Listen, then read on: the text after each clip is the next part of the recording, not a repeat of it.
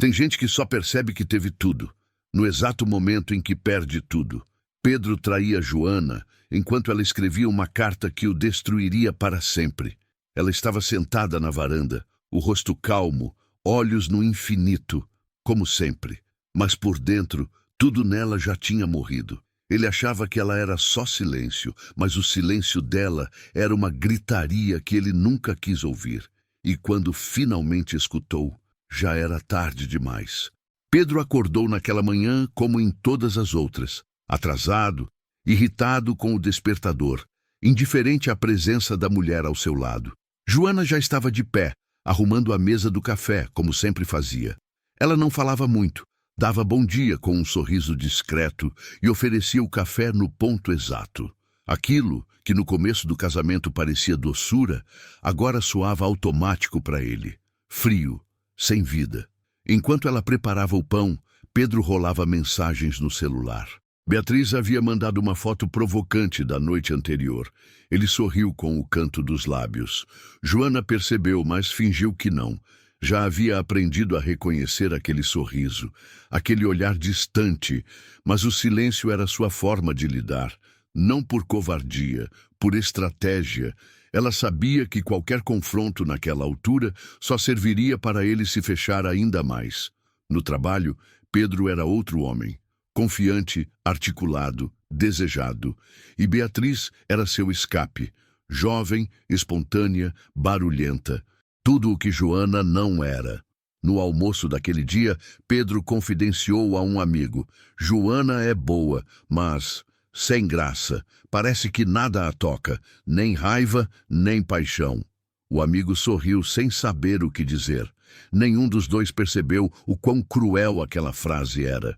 À noite, Joana preparou o jantar preferido dele. Pedro chegou tarde, disse que comeu fora. Ela apenas assentiu. Foi para o quarto, pegou seu caderno de capa vermelha e escreveu mais uma página. Nele, havia registrado cada detalhe dos últimos 3 anos. Não para confrontá-lo, mas para entender a si mesma. O caderno era seu espelho silencioso. Nele, ela contava a história de uma mulher que se dissolvia aos poucos, até sumir. Enquanto Joana escrevia, Pedro estava em um motel com Beatriz. As risadas dela enchiam o quarto. Ela dizia que ele merecia alguém mais viva, e ele acreditava. Por alguns minutos, achava que estava onde devia estar. Mas quando se deitava no silêncio, algo sempre o incomodava. Um vazio, um eco de algo que ele não sabia nomear. Nem coragem para olhar de frente. Naquela noite, Joana foi dormir sozinha mais uma vez. Olhou para o lado vazio da cama, não com raiva, mas com uma tristeza tão serena que doía. Abriu o caderno e escreveu: "O amor não morre de um golpe. Ele vai morrendo no silêncio, e você vai deixando." Enquanto isso, Pedro sonhava com Beatriz e acordava chamando o nome errado. Joana ouviu da porta e sorriu, mas não era um sorriso de ciúme, era um sorriso de luto. Beatriz começou a exigir mais tempo, queria finais de semana, viagens, declarações públicas. "Você já está praticamente separado, Pedro. Por que ainda dorme lá com ela?" cobrava. Pedro dizia que era complicado, que Joana era frágil e que ele precisava de tempo. A verdade é que ele tinha medo. Medo do que perderia: conforto, imagem, estabilidade. Joana ainda era o lar. Beatriz era o incêndio. Certa noite, ao chegar em casa, Pedro encontrou Joana lendo na varanda. Ela levantou os olhos por um segundo e voltou à página. O silêncio entre eles era tão natural que já não causava incômodo. Era como se estivessem num pacto de não invasão. Mas havia algo diferente naquele olhar dela, uma espécie de firmeza, uma decisão silenciosa, e isso o desconcertou. Dias depois, Pedro acordou com o som da impressora. Joana estava imprimindo alguns papéis. Quando ele perguntou o que era, ela respondeu: "Estou escrevendo uma carta, para mim mesma." Ele riu, debochado. "Carta? Isso existe ainda?" Ela apenas sorriu e respondeu: "Existe. Quando a gente precisa dizer algo que o outro nunca quis ouvir." Naquela semana, Joana passou a sair mais de casa. Começou a voltar tarde com o cabelo molhado, roupas diferentes, perfume novo. Pedro começou a notar, mas não perguntou. Sentia uma ponta de incômodo, não por ciúmes, mas por não controlar mais o silêncio dela. Pela primeira vez, Joana parecia viver uma vida sem ele. Pedro confidenciou a Beatriz que Joana talvez estivesse com alguém. Beatriz sorriu maliciosa. É o mínimo que ela faria, depois de tudo que você fez. Ele riu nervoso. O comentário ficou ecoando por dias em sua mente. E se fosse verdade? E se Joana estivesse de fato com outro? Por que isso o incomodava tanto? Ele começou a reparar nos detalhes, livros diferentes, um novo número salvo no celular dela com nome de mulher, mas sem foto. Um dia, entrou escondido no quarto e folheou o caderno de Joana. Não entendeu muito. Eram textos poéticos, fragmentos de pensamentos, frases soltas. Mas havia uma que não o deixou dormir. Ele me trai todos os dias, mas nunca com outra mulher. Ele me trai comigo mesma. Pedro se irritou. Que tipo de joguinho era aquele? Quem ela pensava que era, escrevendo aquelas coisas? De repente, o tédio virou desconforto, e o desconforto virou raiva. Joana deixara de ser invisível. Começava a ocupar espaço, e isso o ameaçava. No fim daquela semana, ela não dormiu em casa. Disse que estaria em um retiro de escrita com algumas mulheres. Pedro riu, sarcástico. Agora é escritora? Joana olhou para ele com calma e respondeu. Agora eu sou tudo o que você nunca quis ver. Naquela noite, ele não conseguiu dormir. Bebeu demais. Ligou para Beatriz, mas ela não atendeu. Deitou na cama e olhou para o lado vazio. Pela primeira vez, aquele vazio não era paz. Era um espelho. O final de semana em que Joana viajou foi um teste que Pedro não esperava. A ausência dela era diferente. Não era só a falta do café pronto ou da cama arrumada. Era a ausência do silêncio. O silêncio dela fazia parte da casa, da rotina, da identidade dele. Sem ela ali, a casa parecia mais barulhenta, mesmo vazia. Tudo rangia, até os pensamentos. Pedro tentou ignorar. Chamou Beatriz para dormir, mas foi uma noite estranha. Ele a observava enquanto ela falava sobre planos, festas, viagens, e tudo soava infantil, superficial. Pela primeira vez, ele se irritou com o jeito dela, a risada alta, as opiniões rasas. Beatriz notou a distância. Tá pensando na sua esposa, é isso? Pedro não respondeu, e o silêncio doeu mais que qualquer confissão. Na segunda-feira, Joana voltou. Trazia no rosto um brilho discreto. Estava diferente. Não era exatamente mais feliz. Era mais resoluta, como alguém que finalmente acordou de um coma emocional. Pedro tentou disfarçar o desconforto. O retiro foi bom? Perguntou com desdém. Foi revelador, respondeu ela, e entrou no quarto. Naquela noite, Pedro não resistiu. Quando Joana dormiu, ele voltou ao caderno vermelho, mas encontrou um envelope. Nele, uma carta inacabada. Querido Pedro, talvez você nunca leia isso. Talvez eu nunca tenha coragem de te mostrar. Mas eu preciso dizer, nem que seja para mim mesma. Eu fui abusada quando tinha 12 anos e carrego esse silêncio como um veneno há 23 anos. Pedro congelou. Sentiu o ar sumir. Leu e releu as linhas, como se fossem em outra língua. Nunca, em todos os anos ao lado de Joana, ele sequer suspeitou. Ela nunca deu sinais, ou talvez tenha dado, e ele nunca quis ver. A culpa veio como um tsunami. Ele se lembrou de todas as vezes em que a chamou de fria, distante, sem sal, de como usou o silêncio dela como desculpa para trair. E agora entendia. Aquele silêncio era um escudo, era sobrevivência. Nos dias que seguiram, Pedro passou a observar Joana de longe. Cada gesto dela agora parecia carregar um peso que ele nunca enxergou.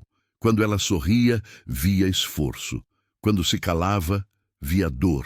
Quando cuidava da casa, Percebia que era a única forma que ela conhecia de amar, mesmo ferida.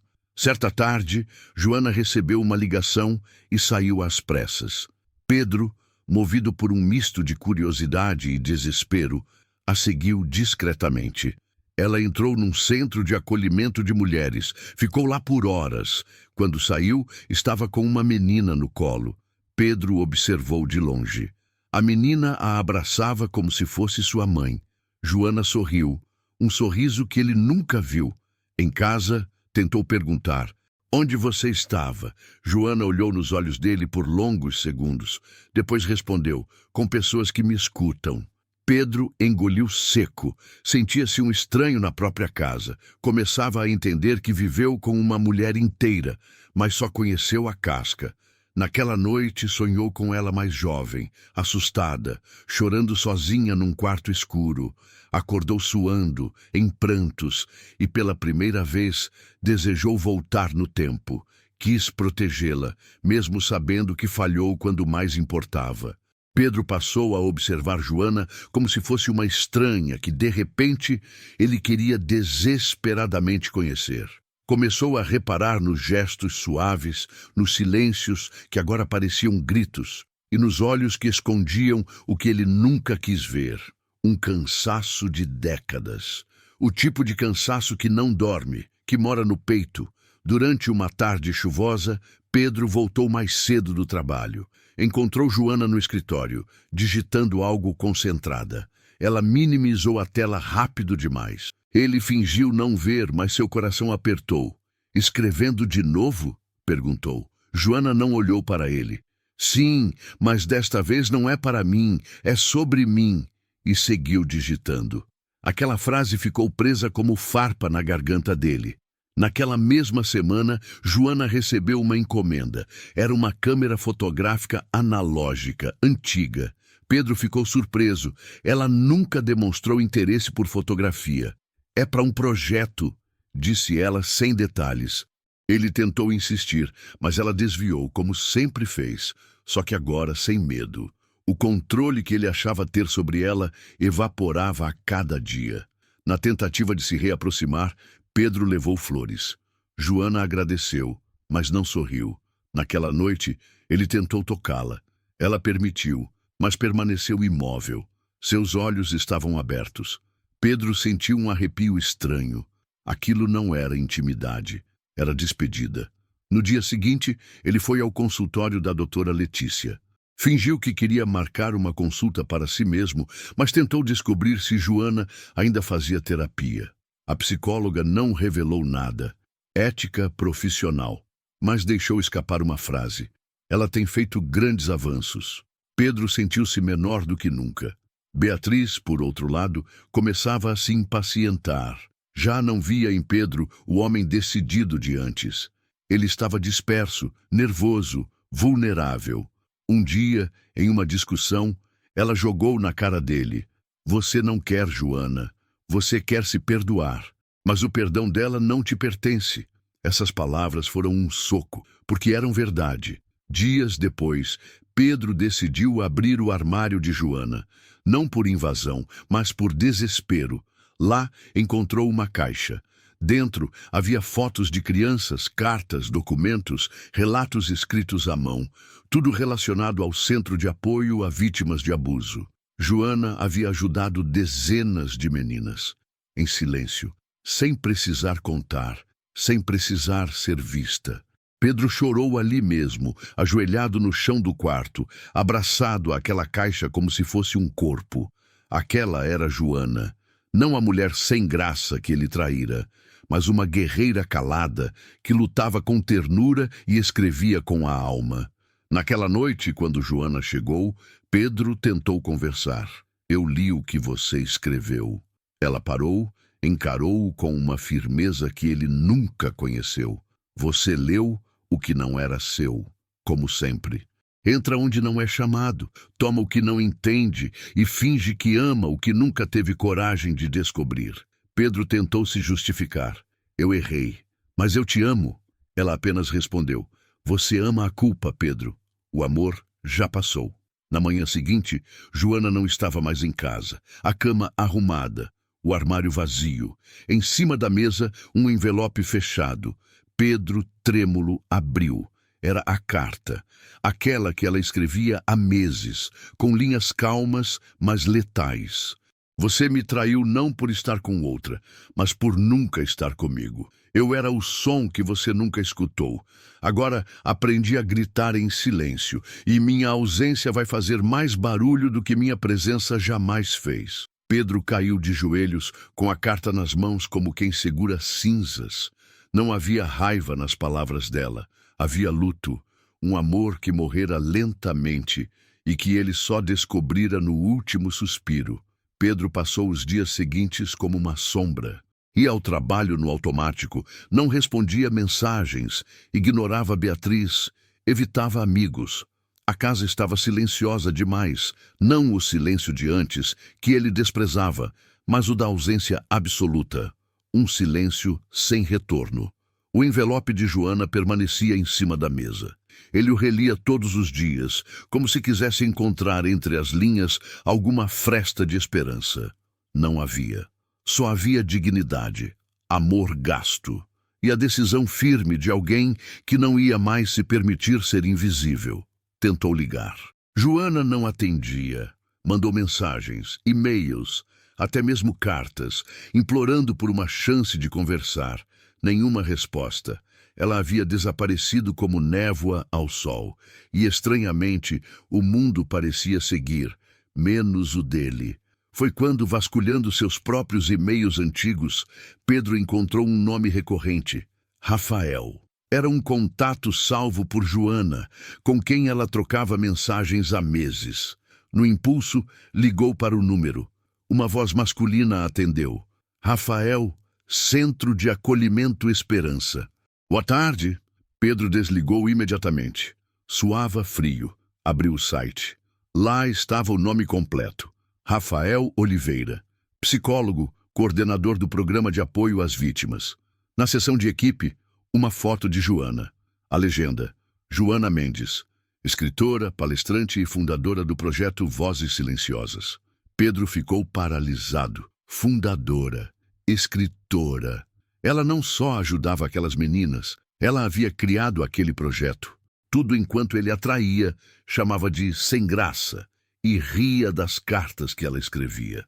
Desesperado, foi até o endereço físico, um pequeno centro em um bairro periférico. Lá, mostrou uma foto de Joana e perguntou por ela. Uma funcionária sorriu com ternura e respondeu: a doutora Joana está em Portugal palestrando sobre o livro dela. É uma inspiração para a gente. Livro? Pedro ficou sem chão. Voltou para casa e procurou na internet. Lá estava. Quando o silêncio veste o corpo, por Joana Mendes. Comprou o e-book na hora. Leu em uma noite. Cada página era um soco. Era o relato cru, poético e devastador da história de uma menina abusada, calada por anos, casada com um homem que a ignorava e que finalmente renascia. Ela não mencionava nomes, mas Pedro se reconhecia em cada linha. Ele nunca gritou comigo, nunca me bateu, mas me fez sentir invisível todos os dias. E essa violência silenciosa quase me matou mais do que qualquer outra. Beatriz tentou se reaproximar, mas Pedro não queria mais nada. A presença dela agora era uma lembrança do erro, da ilusão. Acabou o caso com um simples: eu destruí a melhor pessoa que conheci, e isso vai comigo pro resto da vida. No auge do desespero, Pedro escreveu uma carta a Joana. Entregou pessoalmente no centro, pedindo que a entregassem quando ela voltasse. Nela, não pedia perdão. Apenas dizia: hoje, pela primeira vez, vejo você. E dói demais enxergar quando já não se pode tocar. Semanas depois, ele recebeu um envelope pardo, sem remetente. Dentro, apenas uma foto. Era Joana, ao lado de várias meninas, sorrindo. Atrás da foto, uma frase escrita à mão: alguns amores não morrem, eles viram solo. Eu não te odeio, Pedro. Eu só me escolhi. Joana. Ele chorou por horas, não pela perda, mas por finalmente entender o que ela queria dizer com tudo que nunca disse. E ali, naquele choro, Pedro começou a morrer, não fisicamente, mas como o homem que foi. O outro, o que restava, era alguém novo, que jamais esqueceria o silêncio daquela mulher e tudo o que ele significava. Meses se passaram desde a última carta. Pedro vive agora em um apartamento menor, simples, quase monástico. Vendeu o antigo imóvel. Não suportava mais o eco da ausência de Joana entre aquelas paredes. A cama vazia, o caderno vermelho esquecido, a xícara que ela usava. Tudo era lembrete do que não volta. Ele abandonou o cargo de liderança na empresa. Assumiu um projeto social em escolas públicas, ensinando jovens a escrever cartas para si mesmos, algo que aprendeu com Joana, tarde demais. Nunca disse isso a ninguém, mas cada palestra era uma tentativa de se redimir em silêncio. Beatriz foi embora de vez. Mandou uma mensagem curta. Espero que você se encontre. Ele nunca respondeu. Sabia que não havia mais nada a ser dito. O vazio que ela deixou não doía. Doía o buraco onde Joana tinha sido. Com o tempo, Pedro passou a visitar o centro de acolhimento onde Joana havia trabalhado. Nunca pediu para vê-la. Nunca exigiu nada. Apenas sentava em silêncio, lia, escutava, ajudava como podia. Sentia-se pequeno ali. E queria continuar pequeno, como uma forma de merecer estar naquele lugar. Um dia, enquanto organizava papéis antigos no centro, encontrou um caderno de anotações com a caligrafia de Joana. Nele, uma anotação pessoal provavelmente esquecida. Às vezes, o amor que mais machuca é o que nunca teve coragem de nos ver inteiras. Eu perdoo, mas não volto, porque o perdão é para mim, não para ele. Pedro sorriu com tristeza. Já não esperava o retorno dela, mas cada palavra como aquela o ajudava a seguir. Era como se Joana o guiasse à distância, mesmo sem saber. Mais tarde, ele soube por uma das funcionárias do centro que Joana havia se estabelecido em Coimbra, Portugal. Estava lançando um novo livro. Dava aulas sobre narrativa do trauma e era convidada para eventos internacionais. A menina frágil que ele ignorou havia se tornado uma mulher admirada pelo mundo. Numa noite fria de inverno, Pedro sentou-se em seu pequeno sofá com uma xícara de chá nas mãos. Do lado, o livro novo de Joana, recém-chegado pelo correio. O título estampava em letras simples: Sobrevivi em silêncio, mas nunca estive calada. Leu em uma sentada. Chorou em várias partes. Riu em outras. Em cada capítulo, reconhecia fragmentos que antes eram invisíveis aos seus olhos. Ela estava ali o tempo todo, mas ele não soube enxergar. No final do livro, havia uma dedicatória. A todos que sobreviveram sem que ninguém notasse, ao silêncio que salvou minha vida, e à dor que me ensinou a viver sem pedir licença. Pedro fechou o livro com reverência. Colocou-o sobre o peito e respirou fundo. Não sentia raiva, nem desespero. Sentia uma saudade mansa, um amor maduro. E a certeza de que, embora não pudesse mudar o passado, poderia viver o resto de seus dias honrando o que perdeu. Na última cena, Pedro está diante do mar, sozinho. Olha para o horizonte e escreve uma nova carta. Desta vez, não para Joana, mas para si mesmo. Você demorou demais para sentir, mas agora sente e vai carregar isso como parte do que é. Porque viver é isso, suportar o peso de quem fomos e caminhar. Mesmo assim, ele dobra a carta, coloca dentro de uma garrafa e a lança no mar. Não espera que alguém encontre, mas sabe que finalmente ele disse tudo.